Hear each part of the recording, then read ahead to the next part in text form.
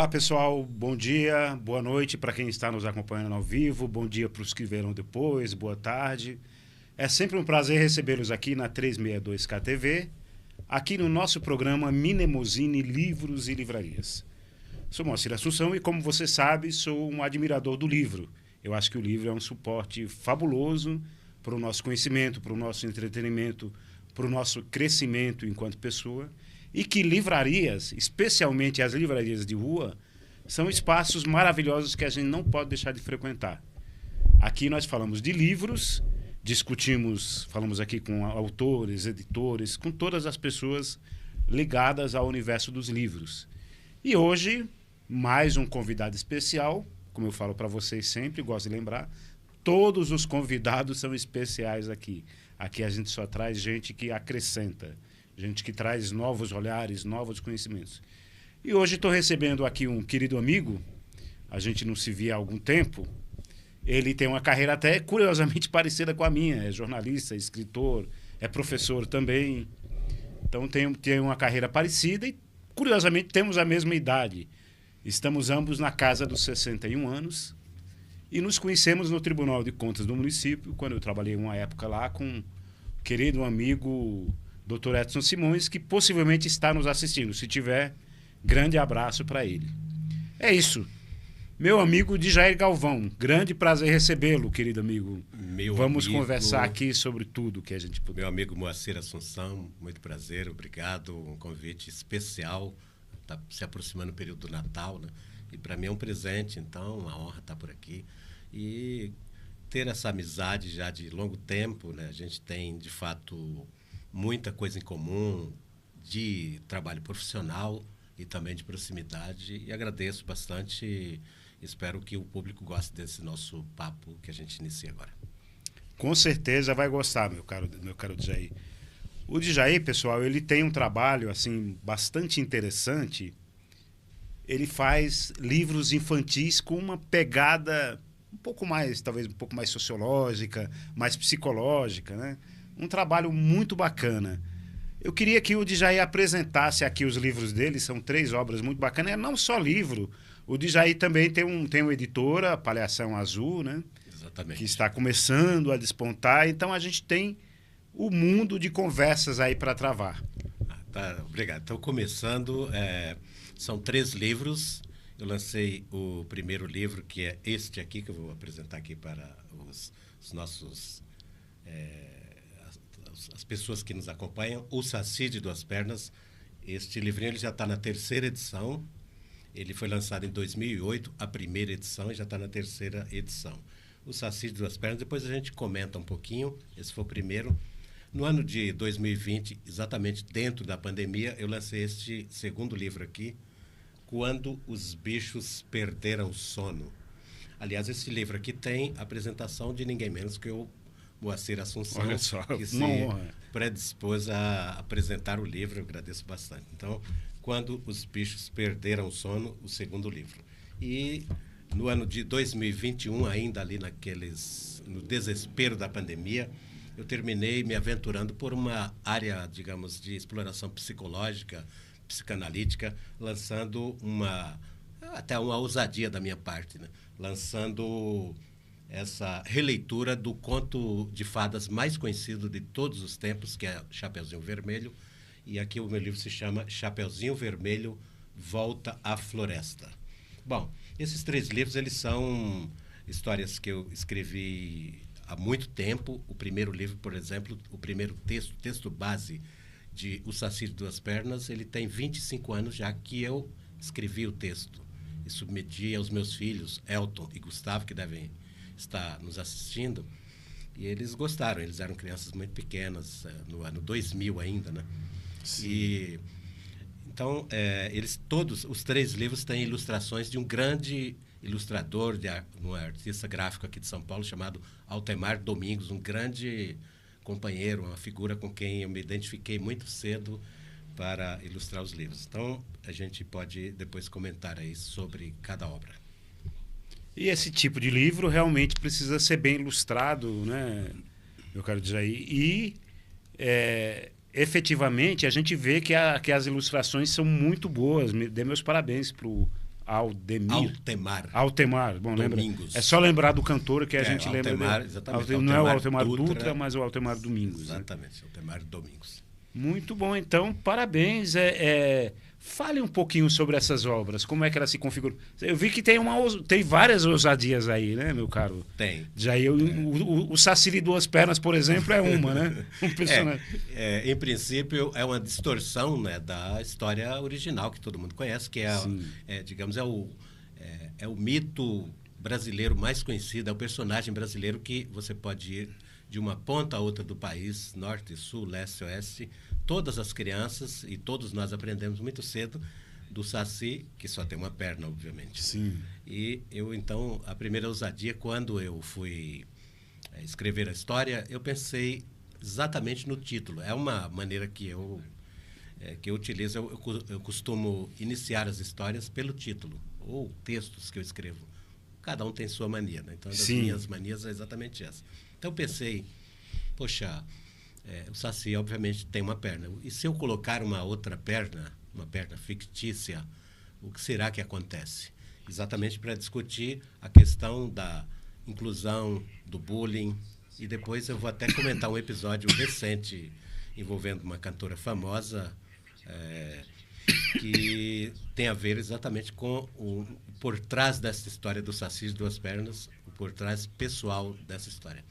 Então, aqui eu trato, basicamente, eu posso até mostrar um pouquinho, algumas assim por cima. Isso, mostre aí, as ilustrações são belíssimas, olha só. Altemar Domingos. Como você sabe, livro para criança tem que ser muito bem ilustrado. Bem ilustrado, que conta a história de forma indireta, porque as crianças são consideradas leitoras efetivas por volta dos 7 anos. Né? Certo. Mas antes disso, os pais, os adultos costumam ler. Então, aqui, o Saci de Duas Pernas, a capa. E essa é uma história sobre um saci que casualmente nasce com duas pernas e ele sofre exatamente por ter as duas pernas. Como sofremos por ter orelhas grandes, usar óculos ou termos determinadas características. É disso que eu trato para fazer a introdução dessa temática entre as crianças. Então, e tem a ver, como eu disse que ia contar, de um drama que eu vivi quando era muito pequeno. Eu me considerava meio um lobisomem, digamos assim. Né? Eu era muito pequeno, aos 6, 7 anos, e então as orelhas eram muito desproporcionais à cabeça, como a gente falava assim. E isso me incomodava bastante. E eu conto às vezes para as crianças, quando eu vou em escolas, falo, olha, eu era muito feio, muito estranho, eu me achava muito feio, muito estranho, exatamente pelo tamanho das orelhas, você ter orelhas de abano, né? Tal. Então, eu sofria bastante com isso. Eu tive ideias mirabolantes, como, por exemplo, colocar uma cola para ver se as orelhas ficavam presas, fazer uma operação secreta, coisas da criança. A infância é um tempo, depois a gente fala um pouquinho sobre isso, sim, de muita imaginação, de imaginação fértil, de muita fantasia, né? Que é exatamente esse campo da literatura infantil, né? Dos contos de fadas, principalmente. Então, eu imaginei tudo. Se eu poderia fazer uma operação secreta, que não daria certo. Se eu poderia colocar qualquer coisa que colasse. Aí, só para emendar a história, recentemente eu vi uma cantora do mundo sertanejo, aí, que é famosíssima, Ana Castela, sul-mato-grossense. E aí me deparei com a entrevista dela que fala exatamente do drama que eu vivi e que está por trás um pouco dessa história. Ela deu uma entrevista, acho que num podcast, não me lembro, falando exatamente que ela sofre bullying até hoje, inclusive, e sofreu muito por causa das orelhas de abano. E ela usa uma cola. Olha que loucura. Olha que coisa. É uma coincidência assim, brutal da coisa. Eu tomei um susto. Então, isso existe mesmo, né? A gente pensa que é uma ficção de uma criação infantil. Exatamente. Mas existe mesmo. Ela chegou a fazer uma cirurgia. Ela contou nessa coisa, exatamente e olha que ela é uma moça de 22 anos, riquíssima, conhecidíssima muito bonita, no país lindíssima, lindíssima, né? E vive um drama.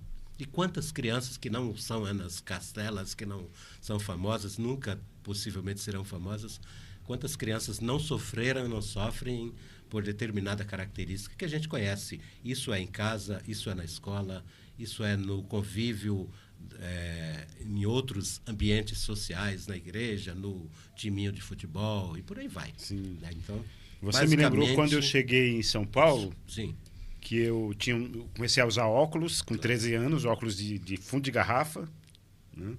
E usava um avental. Minha mãe pegou vários pedaços de pano diferentes para fazer um avental mais ou menos branco. Então eu ganhei o primeiro apelido engraçado, que era cientista maluco. Cientista maluco. Eu acho que eu parecia mesmo cientista maluco. Olha Boa. só, meu caro, já tem gente entrando aqui, olha. Maravilha. O I2 Games está dizendo grande Altemar. Aqui o Elton Galvão dizendo boa noite e parabéns pelo excelente trabalho.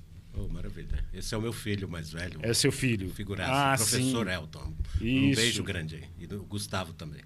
Muito bem. Aqui aparece a Maria Bal dizendo parabéns pelo trabalho. E a Rosana Martins dizendo assim que livros são muito importantes para o desenvolvimento das crianças. Aí o Elton também, que é o seu filho, aparece dizendo uma coisa muito bacana. Grande autor, consegue, através da literatura infantil, colocar crítica social e inclusão.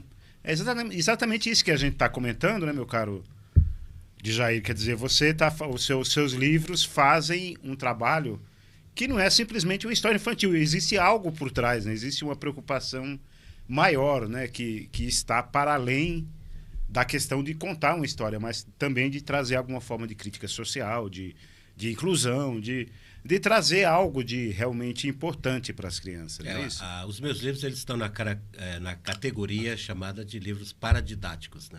E eu fiz essa opção de forma deliberada por esse caminho, porque não é uma crítica isso que eu vou falar, mas é uma observação, uma mera observação. Você às vezes se depara, e a gente é rato de livraria, não é de hoje, você e eu, né?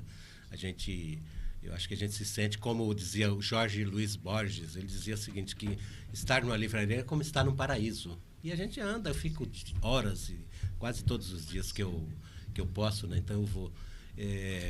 E a gente circulando de livraria em livraria pelo Brasil, até em outros lugares do país, a gente faz o seguinte, fica pensando, não sei se isso já te passou, particularmente na área da literatura infantil. Tem alguns livros que são assim, eles são muito bonitinhos e muito bem ilustrados, e muitas vezes, mas as histórias são até tratam a criança com um pouco de excessiva ingenuidade. Sim. Muitas vezes, não sei se você já se Sim, deparou. É uma opção do autor ou da autora de caminhar por aquilo, e muitas vezes faz um sucesso estrondoso esse tipo de literatura, e não é uma crítica, é um caminho. O caminho que eu terminei optando foi por essa ideia de por que não introduzir determinados temas sérios de forma engraçada ou curiosa, né, para a criança começar a pensar lá na frente. Porque como é um tipo de livro que eu tenho como público mais específico o professor, o estudante, o pai. Então, é para se introduzir determinado tema, como esse, por exemplo, do bullying, que é o tema central da educação brasileira. Sim. Não é de agora, mas isso tem se agravado. São milhares e milhares de casos registrados, né, de ataques violentos, de pessoas violentas na escola, e crianças que sofrem bastante por questões que estão exatamente aqui, por exemplo, nesse livrinho do Saci de Duas Pernas. Ele sofre na escola, ele sofre por ter duas pernas, começam os apelidos, começam as situações em que ele, resumindo a história, ele vai ser expulso da floresta, tá, para ser expulso, porque as pessoas não aguentam o Saci de Duas Pernas.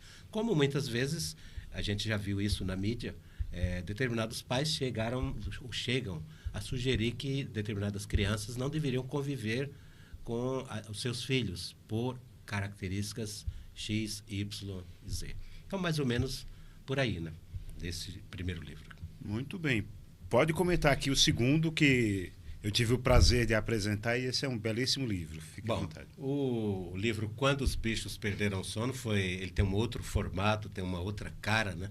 Já foi quando eu criei, em 2020, o meu selo editorial Palhação Azul Editora.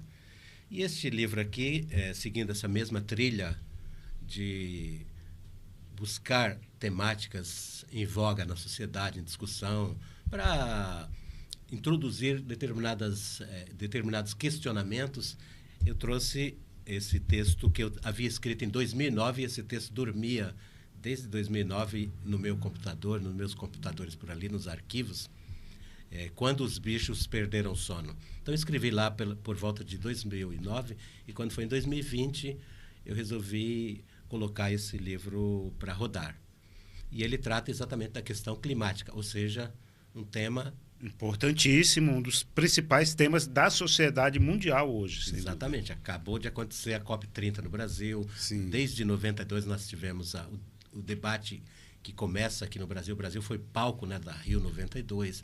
E essa discussão mundial, você tem uma coisa que, para o universo da criança, você não precisa ir como o adulto vai, ou como o cientista, o pesquisador, né, vai. Mas você vai até um ponto para que isso seja introduzido, para que ele comece a compreender que o calor excessivo, essas ventanias, tempestades de areia, secas, inundações, ou seja, os extremos climáticos, eles têm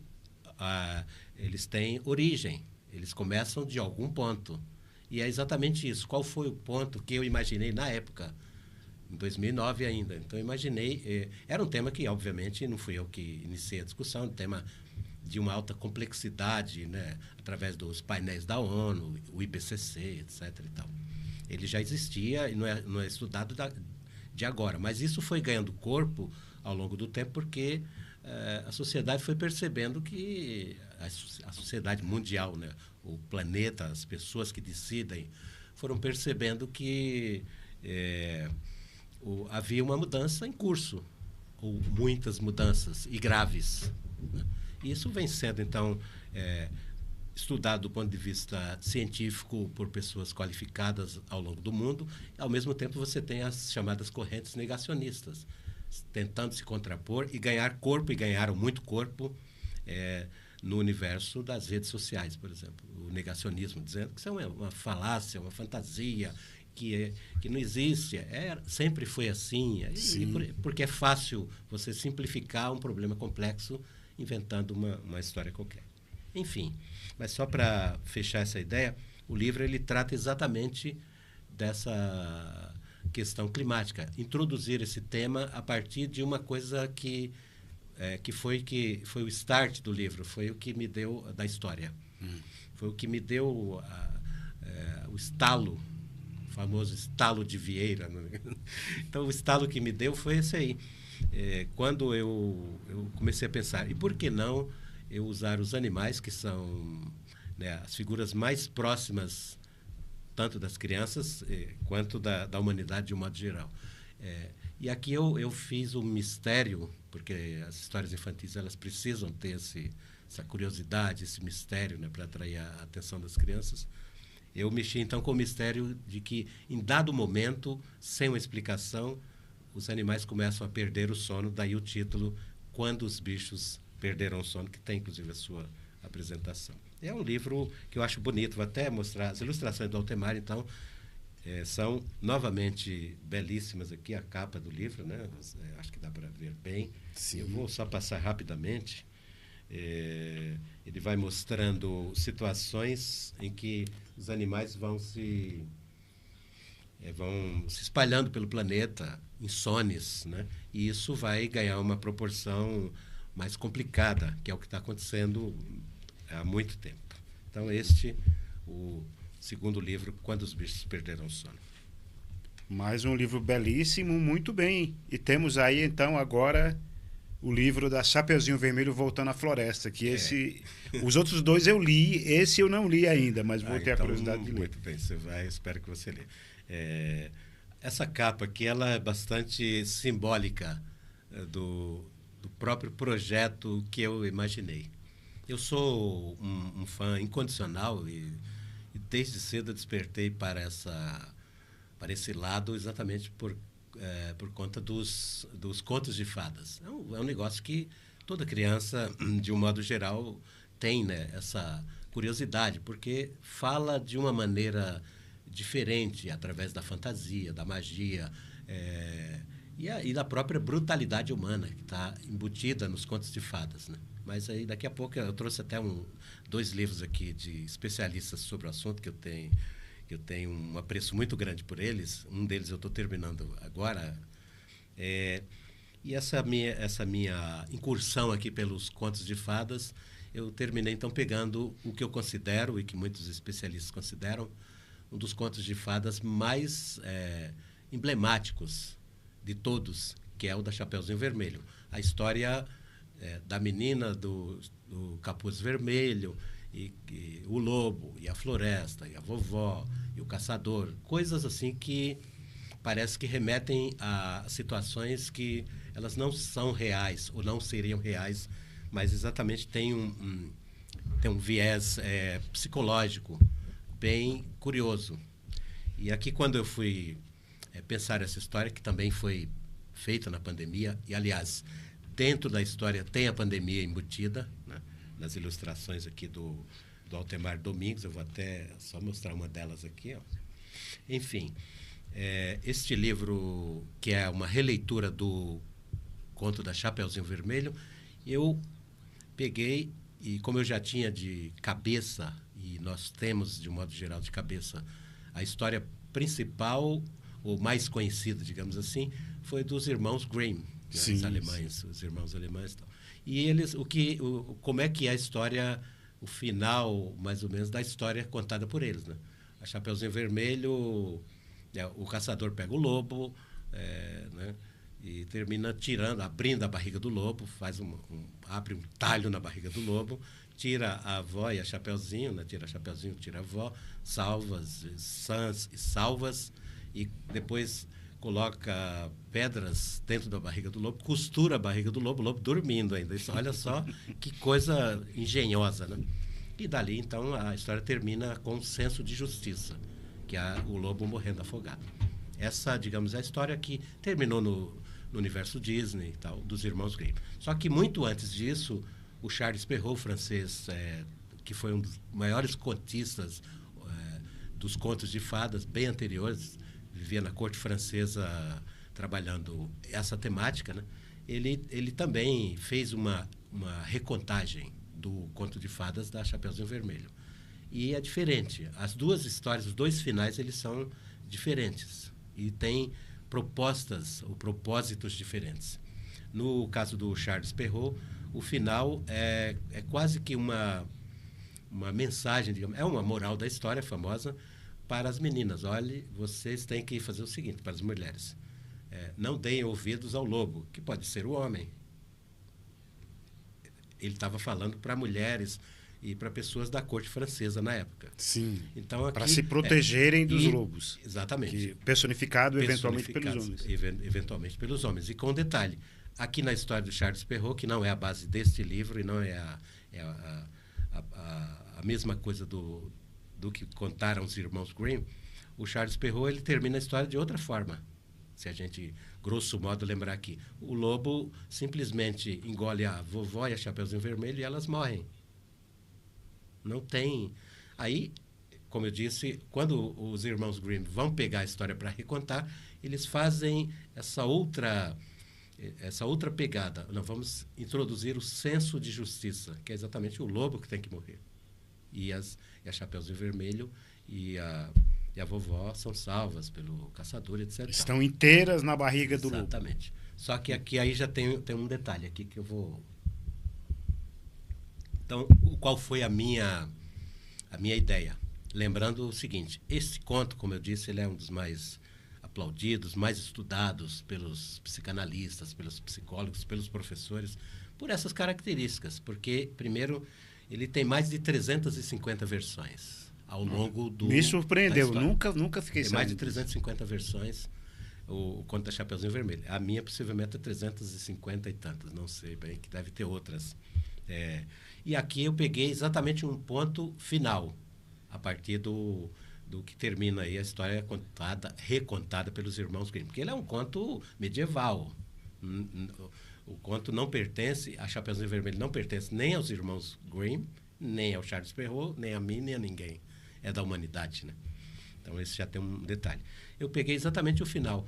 E o que pensou, ou que teria pensado a Chapeuzinho Vermelho depois de ter sido salva pelo caçador e saído da barriga do lobo junto com a vovó. Exatamente. Então, eu não reconto a história. Eu começo a partir do momento em que ela é salva, e não vou contar a história do livro aqui, só resumindo.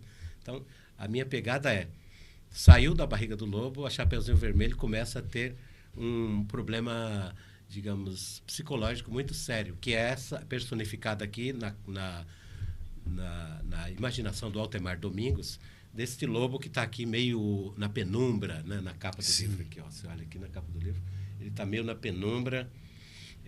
Aparecendo. Exatamente. E ela entra, então, ela fica seriamente preocupada com essa figura.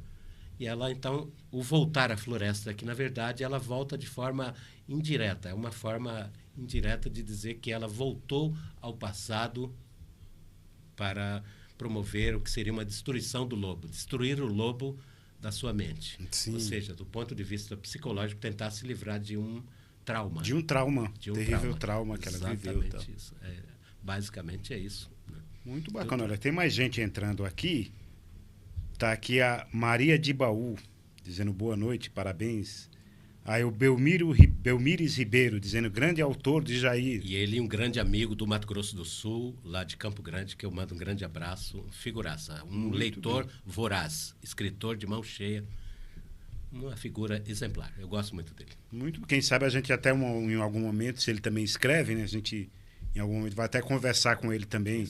Temos que instigá-lo a isso, porque ele é um escritor de primeira. Ele muito sabe bem. disso. Então aparece aqui a Mariane Alves dizendo boa noite. A Rosana Martins dizendo até hoje gosto de ler livros infantis. Eu até tenho aqui para a Rosana. Deixa eu só falar aqui dos imagens, depois eu tenho aqui uma coisa para falar para a Rosana. O Adriano Bellini dizendo viva de Jair, protejamos a nossa criança com uma ludicidade. Obrigado. Que bacana. Obrigado, bacana. E o Anderson Moreno dizendo assim, o autor pesquisou o livro Bruno Bethlen. Fala sobre o canibalismo no mundo medieval, no conto medieval do Chapeuzinho. Exatamente, Anderson, é sobre isso que a gente vai começar a falar já já. Mas antes, deixa eu dar aqui uma notícia aqui boa para Rosana Martins, lá da Bahia. Rosana, olha só, o Djaí mandará esses livros para o menino, para o Bernardo, o garoto que você cuida, que é um menino inteligentíssimo. Então ele está mandando... vai fazer dedicatória e mandar esses livros para o Bernardo. Terei o prazer você terá o prazer de recebê-los em breve e passar para o Bernardo, que é um menino que a Rosana cuida e que é um menino extremamente inteligente. A gente até brinca dizendo que ele nem parece uma criança, ele é tão inteligente que ele é. Mas é isso, Djaí. Vamos lá, então, expliquemos aí como é que ficam essas questões psicológicas por trás do livro. Eu vi que você trouxe aí umas obras que buscam explorar, para além da história, o que há por trás, né? Histórias infantis é uma coisa maravilhosa, né? Eu nunca mais vou esquecer do meu avô, Joaquim Pereira, no sítio dele lá no Ceará, na cidade de Araripe, e ele contando histórias pra gente, histórias assustadoras. É exatamente sobre isso. Extremamente assustadoras. Depois ir pro banheiro, que era fora da casa, longe. A gente ia em bando, um monte de crianças, todos primos passando as férias no sítio do meu avô. Era para meter medo mesmo na história. As histórias tinham esse objetivo. Nossa, era assustador. Mas diga lá, como é que é? Vamos entrar nesse universo que eu acho fantástico, né? Eu acho que a pessoa que tem acesso a histórias na infância, ela nunca mais esquece e aquilo ajuda a dar um rumo para a sua vida. Existe uma pesquisa que eu li, eu não vou ter muitos detalhes, mas eu me lembro de ter visto uma pesquisa um tempo atrás, dizendo que o mundo está ficando mais complicado, mais pessoas estão enlouquecendo, porque não ouvem histórias. Olha que curioso. Então ela não consegue formular uma série de questões de forma lúdica. E aí fica esse mundo muito árido, muito seco, muito violento que a gente vive de fato, né? É verdade, Moacir.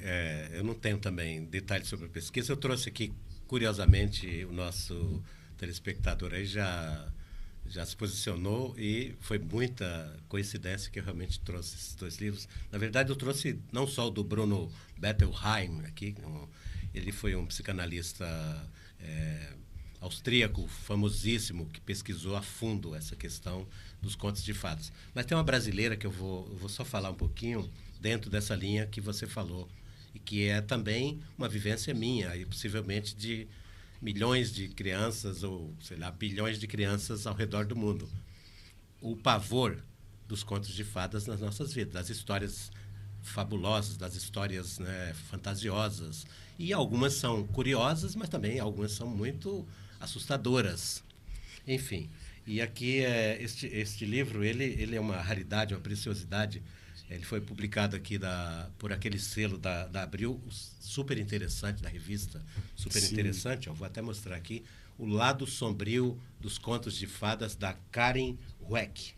Uma pesquisadora brasileira, uma jornalista aqui de São Paulo, ela mora há alguns anos fora do Brasil, e aqui ela conta exatamente que o subtítulo aqui do livro é As Origens Sangrentas das Histórias Infantis. Isso que você está falando, que você estava aí principiando, quando você conta, porque, na verdade, as pesquisas mostram exatamente isso. Lá no primórdio da civilização, nos primórdios da civilização, ou seja, o período mais remoto que você possa imaginar, você pode pensar os nossos antepassados mais remotos, o que era a vida dessas pessoas. Era uma vida num planeta que estava, né, ainda por se descobrir. Completamente nômade, com todas as dificuldades. Havia tudo. Então, as figuras eram de maior medo, principalmente eram os animais, ou de maior preocupação, né? Você tem, então, as inscrições rupestres provando isso, que o homem deixa em sua passagem pelas cavernas, ao se proteger do frio, ou mesmo se proteger em determinadas temporadas, né? Ele nunca morou efetivamente a vida inteira dentro de cavernas. Os Flintstones são uma licença poética da história, né? Basicamente. Sim. É isso que se mostra. Então, você tem esse registro, e esse registro, ele depois é levado para a beira da fogueira. Que era o que... E na beira era a forma da socialização e de contar histórias. Só que era através de muito sangue. Sim. Então, quando ela diz aqui as origens sangrentas, né, das histórias infantis, é porque, de fato, os pesquisadores e pesquisadoras como ela, e vários pesquisadores que são citados aqui no livro e em outras obras, eles dizem o seguinte: as histórias infantis, elas foram lapidadas, elas foram... adaptadas, né? Exatamente, foi feita aí deram uma limada, né, um corte, porque elas eram muito violentas, muito sangrentas, e elas não eram feitas para crianças. O que hoje nós temos como histórias infantis ou contos de fadas, eram feitas essas contagens de histórias, essa contação de história, elas eram feitas exatamente para fazer os adultos irem dormir com medo, e dormirem cedo, inclusive. Isso ao longo do processo de socialização e de mudanças paulatinas na sociedade, né, até chegar ao período medieval e o comércio e tudo isso aí. Então, eram histórias escabrosas e feitas exatamente como o seu avô contava para você, como eu ouvia quando era criança de outros adultos. E noites que faltava luz em São Paulo, por exemplo, nesses dias aí, de vez em quando fica sem luz, as pessoas entram em pânico, né?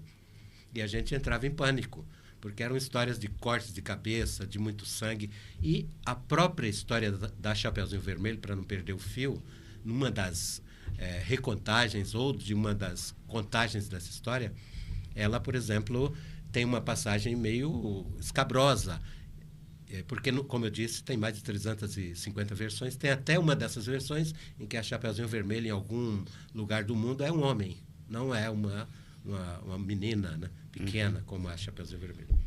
Então, tem, por exemplo, uma história em que o lobo oferece o sangue da própria avó para ela tomar, como se fosse vinho. Você imagina uma criança tomando sangue, né, da própria avó, como se fosse vinho, ou deitada na cama ao lado de um lobo peludo. Então, psicologicamente, como eu falei, tem muitos elementos que são estudados, né?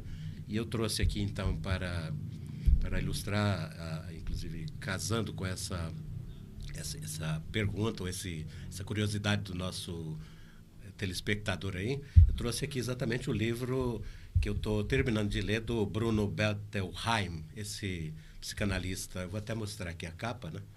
A Psicanálise dos Contos de Fadas. Um belíssimo livro da editora Paz e Terra. E aqui é o seguinte, Moacir, ele trata, e o nosso telespectador já possivelmente leu, ele trata exatamente disso que a gente está falando e disso que você já adiantou. Nós precisamos ter um outro olhar para a fantasia, para a apropriação pela criança do mundo do fantástico, do mundo da imaginação. E é isso que faz a gente perder os medos, em parte. Não estou simplificando, obviamente, assim, parece uma simplificação. Mas, do ponto de vista psicanalítico, do ponto de vista da psicologia, do tratamento, a gente observa que quanto mais você tem contato com esse tipo de terror, digamos assim, aqui colocado dentro das histórias fantásticas, né, em que um herói ou uma pessoa, você imagina, uma criança sai de casa para levar guloseimas para sua avó e encontra um lobo na floresta. Você não encontra isso hoje, obviamente, né? Mas você encontra situações vários perigos no meio da floresta urbana. Exatamente. Aí aqui o Bruno Bettelheim, ele diz o seguinte, que os pais que tentam proteger seus filhos dessas histórias, e teve um período que os contos de fadas eles foram proscritos na Europa, em vários lugares do mundo, porque os pais estavam preocupados que os filhos se tornassem violentos ouvindo ou lendo essas histórias. Então, ele disse, é exatamente o contrário. Ele diz aqui, ele defende a tese. É exatamente o contrário. A criança já tem em si certos pendores ali, né? E que eles precisariam ou poderiam ser, de certa forma, domados ou lapidados através da vivência da fantasia. Então, ele explora muito bem. Eu acho um livro que eu recomendo bastante. Esse da Karen aqui, eu vou só voltar, o Lado Sombrio dos Contos de Fadas, também é uma indicação super importante.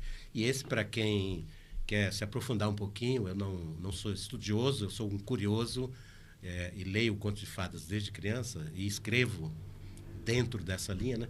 Esse do Bruno Bettelheim, ele é bastante significativo para a gente compreender isso que ele estava colocando, que você precisa pensar melhor essa história de como proteger os filhos do perigo. A história é o perigo ou a vida real é o perigo? Como é que você se prepara para a vida real a partir de uma... A partir de uma história fictícia. Da fantasia, exatamente, Sim. Da exploração da fantasia. E eu digo mais, eu não sei a sua ideia em relação a isso, a sua vivência. Eu fui uma criança que eu adorava o terror. Quanto mais aterrorizante fosse a história, mais eu me sentia bem. Eu também gostava. Então, a criança, essa é uma tese, digamos, não é científica. Empírica, né? Empírica, minha, que é o seguinte, empírica. A criança não tem medo do terror, ela não tem medo do fantástico. Isso é o adulto que coloca o medo nela, no sentido. Porque ela precisa exatamente disso para... E colocando aqui nas palavras do Bruno, ele já faleceu nos anos 90, né? Deixou uma obra vasta.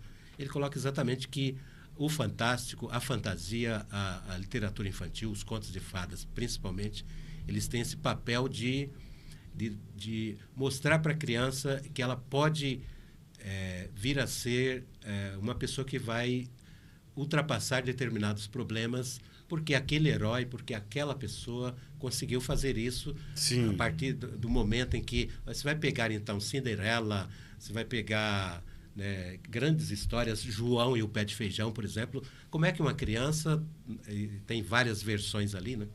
Ele conta, inclusive, ele relata aí, como é que uma criança sai para vender uma vaca e a família tá morrendo de fome, ele vai e troca essa vaca, a única sobrevivência da família, por feijões mágicos, né? Ou seja, quem nunca pensou em coisas além da realidade? Sim. E a criança, ela vive um mundo próprio, ela tem sofrimentos muito grandes. E aqui o Bruno, só para fechar, ele diz o seguinte, nós vivemos em busca de um sentido para a vida. Isso passa na cabeça da criança também.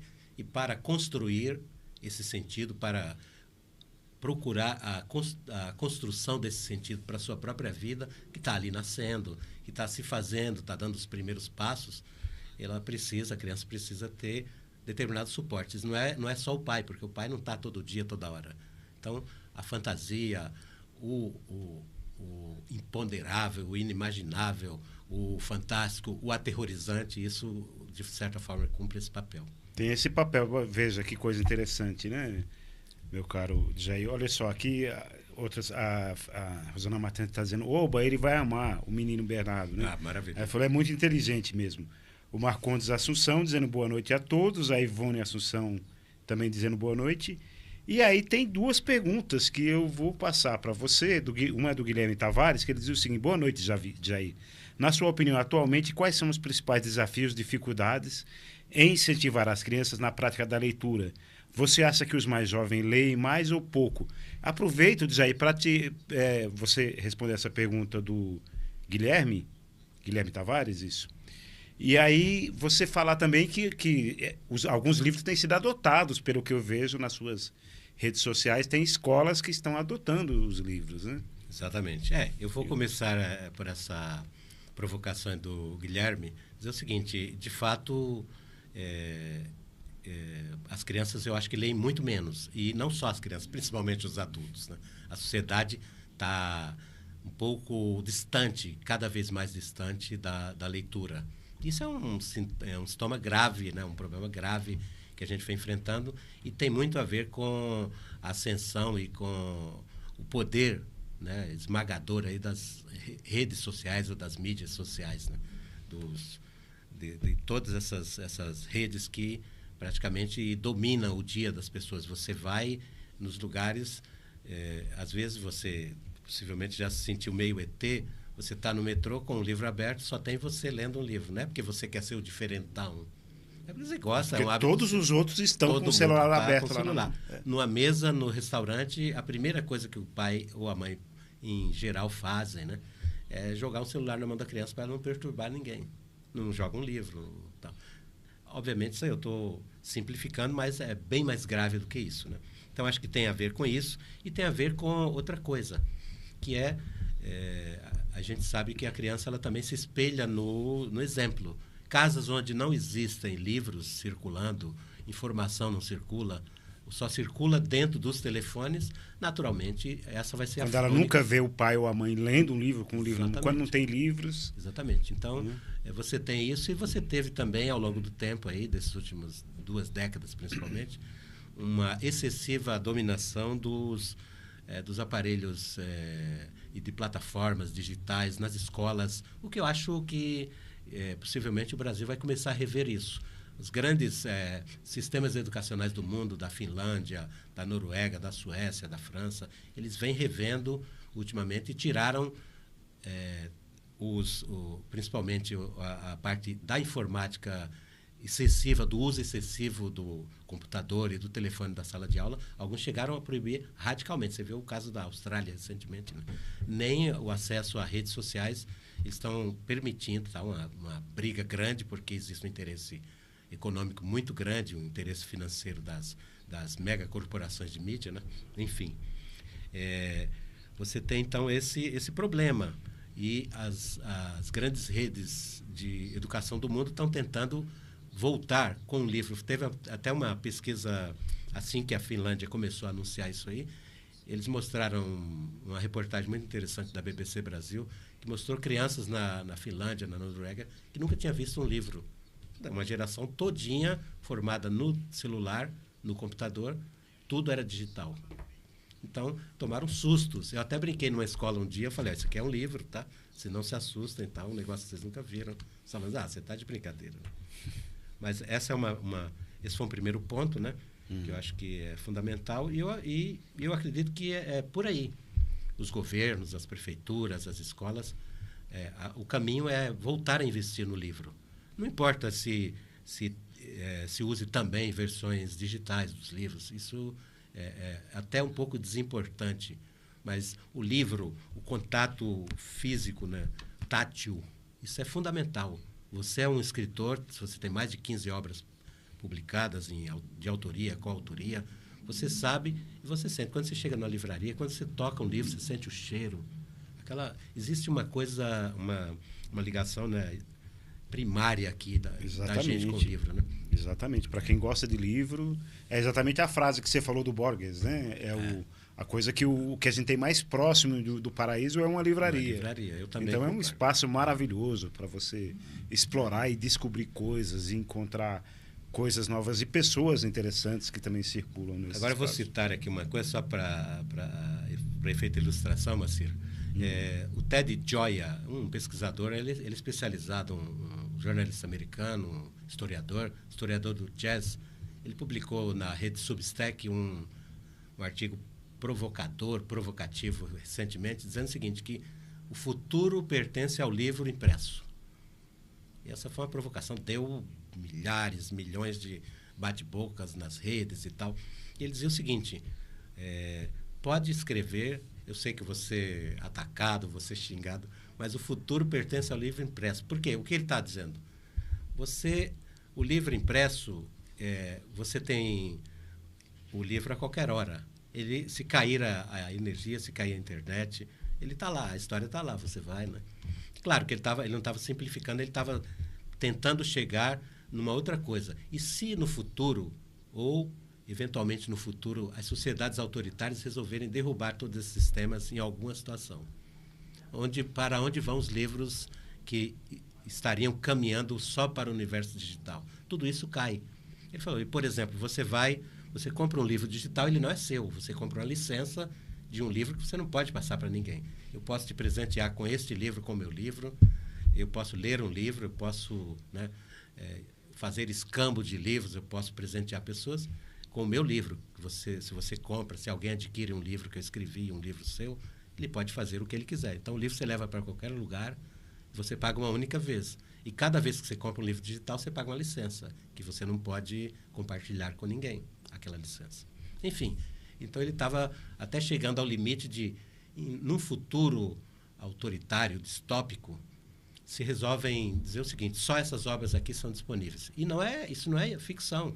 Exatamente, nos Estados Unidos, recentemente, a New York Times mostrou que mais de 400 livros já foram proibidos. E se proíbe de vez em quando, numa rede no Brasil.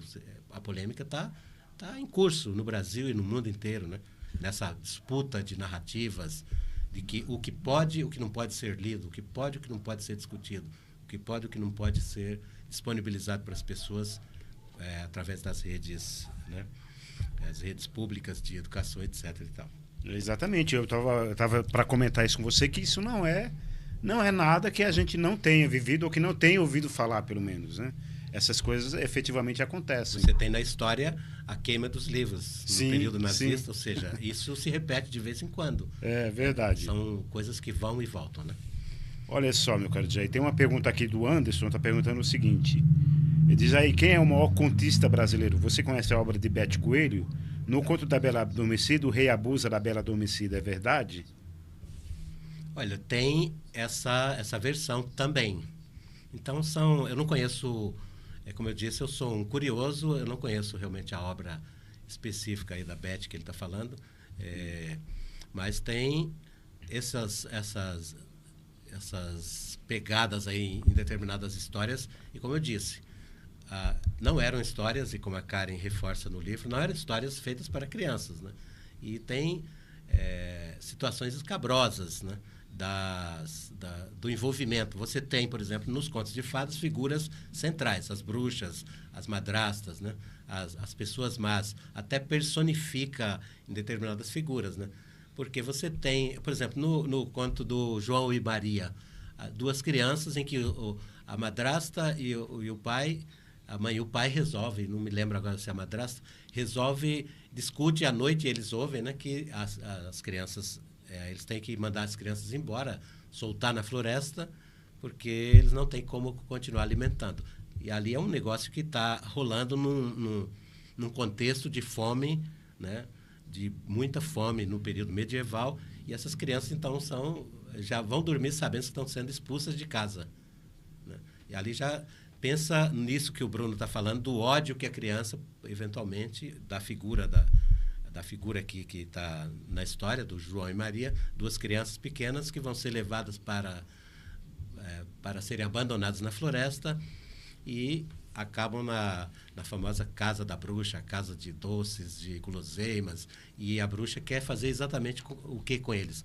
Quer colocar no forno para comer as duas crianças, né? É um belo de um guisado fazer das crianças. Então, você pensa isso. A violência está presente em tudo isso. É a violência que está presente na sociedade, mas ela também já veio de outros elementos dos contos, né? Mas não é algo desconhecido desse contexto. Né? Desse contexto. Agora, você me perguntava uma coisa, só para complementar, antes que eu esqueça. Eu tive a sorte, o prazer, e faço isso com muita satisfação, de viajar em vários lugares do Brasil ao longo do tempo. Eu não sou um escritor conhecido, não almejo a fama com a escrita. Eu gosto muito, gosto demais disso aqui, né?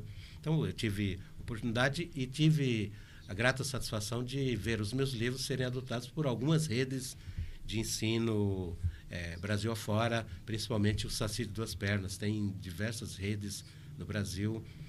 Os livros estão disponíveis no site da editora. E eu viajei, de vez em quando eu viajo, eu faço palestras, eu brinco, eu toco violão, eu converso com pais, com professores, com estudantes de escolas públicas. Um prazer muito grande que eu tenho é quando eu entro na escola, porque eu sou originalmente de formação professor de história, sou da Rede Municipal de São Paulo, me aposentei recentemente, mas continuo com a cabeça de professor, um pé na escrita e outro pé no jornalismo, né? Pois é, olha só, pessoal, eu já vi o Djaí declamando inteirinho A Chegada de Lampião no Inferno. Uma coisa maravilhosa, que eu nunca tinha visto ninguém declamar inteiro, né? Eu sei trechos, mas já vi o Djaí declamar inteirinho, é uma coisa... Imagino ele fazendo essa declamação numa escola aí, que impacto que isso tem nas crianças, entre outras coisas que certamente ele fala ali, né? Isso até me remete ao que seria a formação de um escritor. Você tem eu considero você uma cabeça privilegiada no seguinte sentido, fazendo aqui agora um elogio apropriado. Você tem uma memória fabulosa. Você conta histórias, você é um contador de histórias, só que você conta histórias reais, né, de personagens da vida brasileira, da vida mundial. Eu lembro quando você foi escrever sobre a Guerra do Paraguai, né? Um livro belíssimo, né? Você viajou, você foi para vários lugares aqui da América Latina. Você, quando escreveu o seu livro, que agora eu acho que considero um dos livros de maior sucesso, que terminou sendo o documentário, né? Sim. Dos Inimigos de Lampião. Então, viajar e conhecer, mas, ao mesmo tempo, isso tem a ver com a sua cabeça de jornalista, a sua cabeça de escritor, e aquilo que a ferramenta que estava à sua disposição desde criança, quando você estava chegando, né, para aprender as coisas, ou para apreender coisas do mundo. E o cordel foi uma delas que me trouxe para a literatura, para a leitura. Então, eu não me arriscaria a fazer essa declamação hoje, mas de vez em quando eu brinco com isso. E é muito legal. O cordel é a leitura, de um modo geral. Não, o cordel, a gente está falando do período medieval, o cordel nasce exatamente aí. Exatamente. Né? Ele tinha um personagem que era, acho muito interessante isso, as pessoas viviam nos castelos, isoladas, então se criou um personagem chamado Parler, cuja função era fazer as pessoas conversarem. Exatamente. Então, imagina. alguém que tinha um pouco mais de conhecimento do que a média. Rede social era isso. Era isso, era essa pessoa que conseguia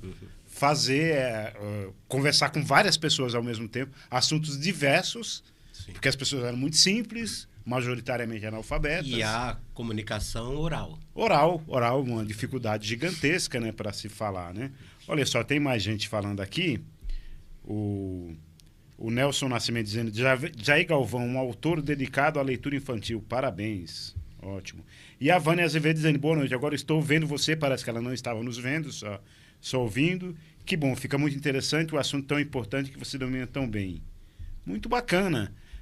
O nosso programa está fazendo um barulho aí, meu cara dizer. Acho que certamente ele vai ser muito bem visto. Esse é o nosso 7º episódio. Aliás, desculpem, esse é o 6º episódio do nosso programa Minemosine Livros e Livrarias. O Djaí falou aqui uma coisa muito legal, quando falou da questão da memória, e é isso que eu procuro cultivar, que eu não estou com uma memória tão boa assim ultimamente, mas você vê que Mnemosine, na verdade, até é a deusa grega da memória, ao mesmo tempo que é o nome da minha empresa, que faz livros, documentários. e outros produtos culturais também é o nome do nosso programa. Eu fiz questão de batizar assim para falar, basicamente o que a gente está fazendo é falando de memória. Então isso é muito bacana, é muito legal. História é memória, né? História é memória, exatamente. As memórias, as histórias, eu faço uma defesa, que o que possibilitou que nós sobrevivêssemos como espécie, uma vez que o homem é um dos mais fracos, fisicamente falando, né, foi a capacidade de contar histórias e, portanto, contar como escapar de um animal mais forte, como matar um animal mais forte, como reagir diante de um mundo muito mais hostil e que se vivia naquela época, né? Então, acho que o trabalho que o Djaí faz aí é essencial para mostrar as histórias e dizer que nós somos seres compostos de histórias. Então, isso é muito bacana, isso é muito interessante. Aí você está falando de um tempo de hostilidades, né? O homem como a figura mais frágil dentre os seres do planeta fisicamente, né? E nós vivemos um mundo de hostilidades sem precedentes no que a gente chama de mídias sociais ou redes sociais, né? Sim. E contar histórias hoje ganhou um termo meio genérico, meio discutível aí, que seria a narrativa, né? Sim. Então, quando você quer desqualificar uma história que está ganhando corpo, ou você quer que essa história ganhe corpo, você fala, se você vai se defender, você fala, isso aí é uma narrativa. Você ouve muito político, gosta de falar muito isso, ou alguém que está sob ataque em determinado grupo de mídia ou na rede social, ou ele vai se defender, ele fala, não, isso aí é uma narrativa, eu não tenho nada a ver com isso, né? E era o que o cara fazia, o que fazia o homem à beira da fogueira em tempos imemoriais. Ele criava as narrativas, corria atrás de ou foi perseguido por um animal X, Y, Z, aí ele rabiscava dentro da caverna, numa parede, numa rocha, etc. e tal, né?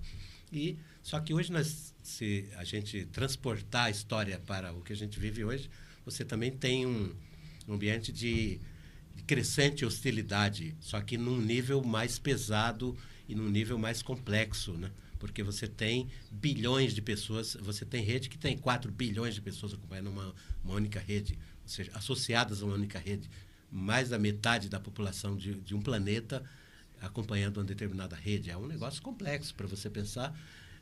Quando se fazia aquele pequeno grupo, aquele reduzido grupo, aquele clã, estava discutindo ou empreendendo uma narrativa ali à beira da fogueira, era um negócio que jamais, possivelmente, chegaria a outro grupo, né? Ou nunca chegaria, ou talvez chegasse de forma muito remota e já recontada, porque as histórias são recontagens. Sim, e quando se reconta, se acrescenta, se tira. A história dos livros, a história se modifica. Dos contos de fadas é uma história de recontagens, né?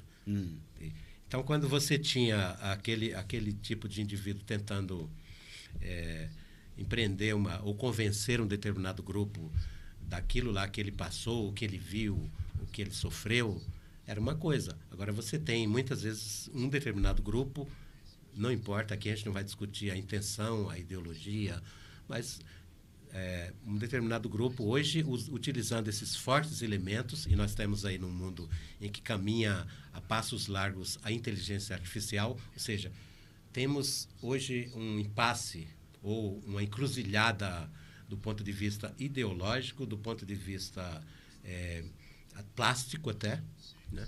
E do ponto de vista da narrativa, da contagem da história. Porque você pode hoje criar uma falsa ilusão, ou você pode criar uma falsa voz, você pode criar uma falsa imagem, você pode refazer determinadas coisas. Nós chegamos num ponto em que os especialistas estão colocando o seguinte: vai ficar cada vez mais difícil, já está, na verdade, cada vez mais difícil diferenciar o que é real do verdadeiro. Mas as histórias infantis, os livros, os contos de fada estão aí para nos auxiliar a mostrar que nem tudo vai ficar do mesmo jeito, nem tudo precisa ser tão verdadeiro, porque a mesma história ela pode ter diferentes versões. Ainda bem que nós temos, assim, digamos, esse suporte do que são as histórias infantis, do que são os contos de fadas, para nos lembrar que isso já aconteceu quando um grupo contava uma coisa e vinha outra e recontava, e mudava aquela história para outra, para outra, para outra. É verdade. A gente escuta muito essa expressão aí quando alguém quer desqualificar uma história, que quase sempre é real, ele fala, não, isso é só uma narrativa. Quando atinge diretamente, quando estão descobrindo que ele fez alguma falcatrua, não, isso é uma narrativa. Se chamava narração da história, ou a contação da história, né? Então. Tá, e depois, isso, acho que muito dentro do universo da comunicação, né? Nos diferentes... que a gente vive o mundo das multiplataformas. Né? Sim. Nós estamos falando aqui, genericamente, como jornalistas que atuamos aí desde o tempo da máquina de escrever até chegar a essa máquina de pensar que é a internet hoje. Sim, a exatamente. Nós dois passamos por todas as fases, né? Desde você possivelmente com mais experiência do que eu ainda. Passei desde a máquina de escrever, no saudoso Diário Popular, no Jornal de Brasília. Depois vi lá no Diário Popular a chegada da internet e fui viver as redes sociais nos outros jornais em que trabalhei, Estadão e tal. E essa uma mudança geracional gigantesca, né? Verdade. Muito bem. Pois é, pessoal, o nosso papo está muito legal, mas infelizmente está chegando ao fim, né? Certamente vocês terão oportunidade de... Eu vou pedir para o Djaí deixar aqui, a gente falou de rede social, deixar alguma rede social dele, ou talvez o site quando ele fizer, vou pedir já para ele fazer as saudações finais. E ele deixar também alguma forma de contato para que a gente possa, para que vocês possam continuar conversando com ele. Porque o papo, nossa, tem muita coisa que a gente pode explorar aí, mas o programa também tem a função de trazer uma história e começar a falar sobre aquilo. A gente continua, como vocês sabem, o nosso programa fica aí no YouTube e há muito espaço para bastante conversa, tá certo? Então, passar aqui para você, Jair, fazer as suas considerações finais e deixar alguma forma de contato com nossos telespectadores. Bom, eu quero agradecer aos telespectadores, aí, o pessoal que acompanhou de vários lugares do Brasil, né? E agradecer a você, a equipe aqui do Minimozine Livros e Livrarias, uma coisa muito interessante esse tipo de produção, né? E dizer o seguinte, a gente pode continuar a conversa realmente utilizando as redes. A editora tem um perfil no Instagram, Palhação Azul Editora, super fácil de seguir. Quem quiser seguir, eu publico diversas coisas por lá. Tem o site www.palhaçãoazuleditora.com.br. Tem no YouTube também, e por aí vai, nas diversas redes. Eu não tenho um perfil pessoal de publicação. Eu costumo usar as redes da própria editora para publicar. E agradeço bastante e digo que foi uma satisfação enorme. O papo realmente rendeu muito aqui. Você é uma pessoa porque eu tenho uma estima muito grande. Obrigado mesmo a você. Obrigado pessoal que acompanhou. Muito bem. É isso. Agradeço também a presença Vejam que teve uma grande participação do público aqui nos nossos comentários. Já teve bastante gente assistindo. Daqui a pouco ele vai para o YouTube e vai render bastante história. É um prazer recebê-los aqui na 362K TV, aqui no nosso programa Minimozine Livros e Livrarias, que hoje recebeu o jornalista, escritor e professor Djaí Galvão e seus livros infantis de qualidade excepcional. É isso, um grande abraço aqui para o nosso amigo Wagner da técnica, também para o amigo Marcos Alves, aqui da nossa 362K TV. Para você, felicidades. Quinta-feira que vem, mais uma vez, estaremos aqui com o nosso programa Minimozine Livros e Livrarias. Grande abraço.